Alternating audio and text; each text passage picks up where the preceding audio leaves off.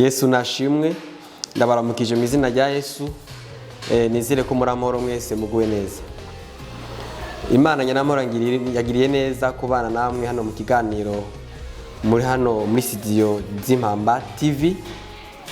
Ubwa mbere ndashimira Imana kuba murankurikirana, kandi nawe ukurankurikirana nabagusaba yuko ubwira abandi mu gukanda kuri subscribe ku Impamba TV, hamugire na share kugira ngo abandi nabo babibone. Yesu abaho mugisha cyane. Amazina yanje nitwa Evangeliste Renovanda Yizeye, ndi umuvuga butumwa mu itorero God's Class Church. Ndakunda Yesu, narakijijwe, ndafise umuryango w'umudame n'abana babiri. Nuko tugiye gusangira ijambo ry'Imana tugiye gusangira nawe ukurikirana uyu mwanya. Ni ijambo rivuga ngo kumenyana n'Imana. Rero kumenyana n'Imana, ushaka kumbaza ati kumenyana n'Imana gute umuntu amenyana n'Imana, umuntu ahura n'Imana ryari? Kumenyana n'Imana ni ukuvuga ngo ubwo ijambo ubwako rivuga kumenyana n'Imana, bivuga ngo uramenya Imana, Imana nayo ikakumenya. Birasaba ko umenya Imana nayo ikakumenya. Kibazo kibazwa noca ndakubaza, cyo umuntu wese yo kwibaza, nanje bwanje nkibaza, mbega Imana irani? Mbega Imana irakuzi? Hariho abantu kumbure umuntu ushaka kuba yomenya bakomeye mu gihugu, banyacubahiro, ariko abo bantu kubamenya ni kimwe, ariko nabo kukumenya ni kindi.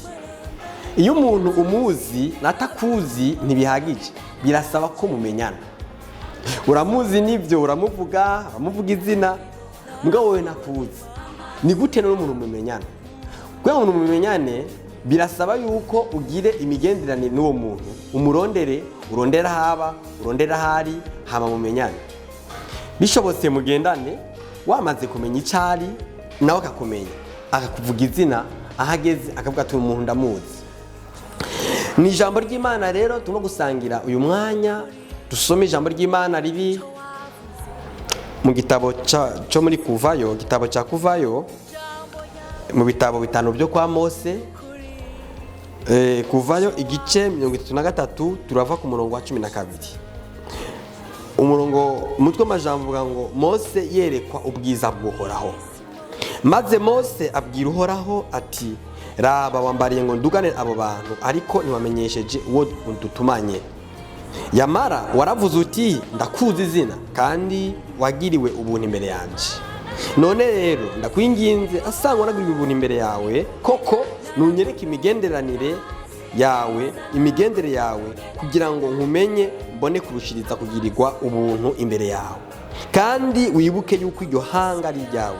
Aramwishura ati, ubwanje nzokwijanira namwe mbashikane amahoro. Mose aramwishura ati, ubwawe nutujane natwe, ntudukure ino. None niki comenyekanisha yuko nagiriwe ubuntu imbere yawe, twe n'iryo hanga? Mbega suko ojana natwe, bigatuma twe n'ihanga ryawe dutandukanywa n'amahanga yose ashagaje ku isi? Uhoraho yishura Mose ati, nico uvuze naco ndagikora, kuko nagwiriye ubuntu nkakumenya izina. Mose aramwishura ati, ndakwinginze nyereka ubwiza bwawe.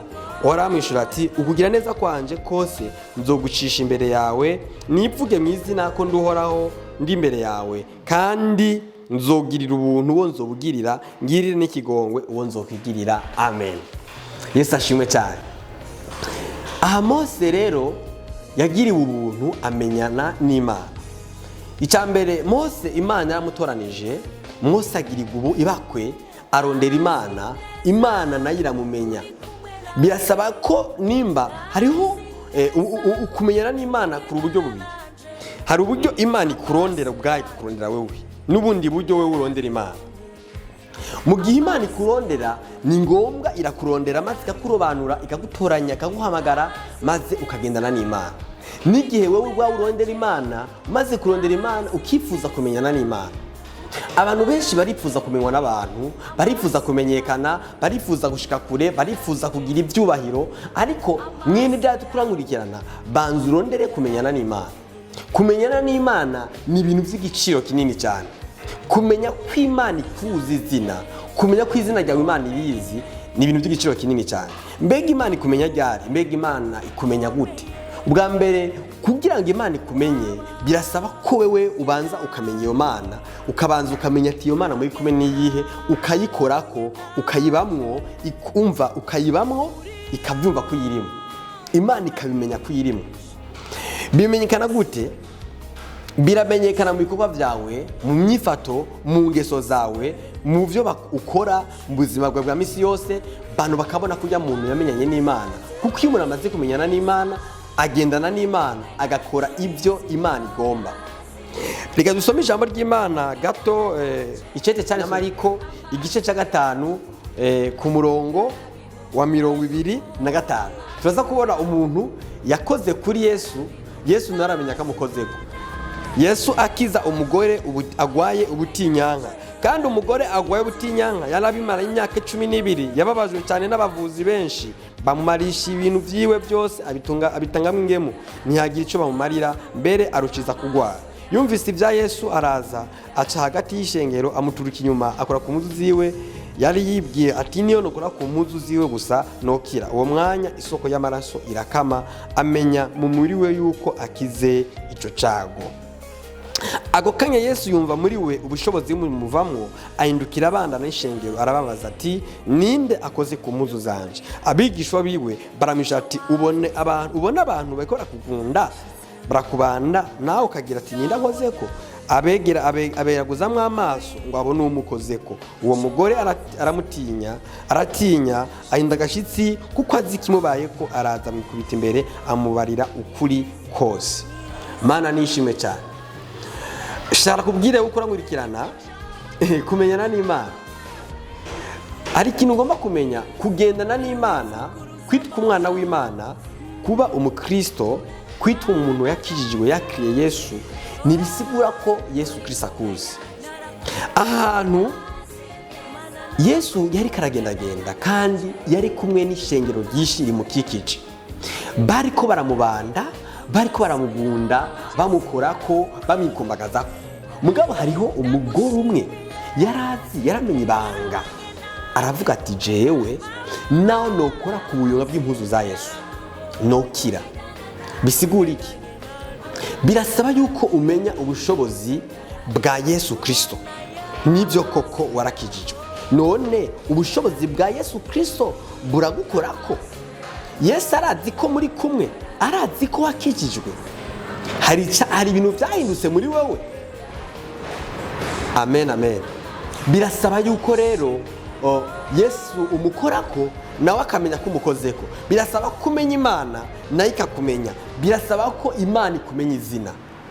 Iyo umuntu amaze gukizwa akakira Yesu nk'umwami mu bugingo bwiwe, icyambere ugomba rondera kumenya Kristo Yesu ko abizi ko uri kumwe nawe, akamenya ko umuninde yakozeko.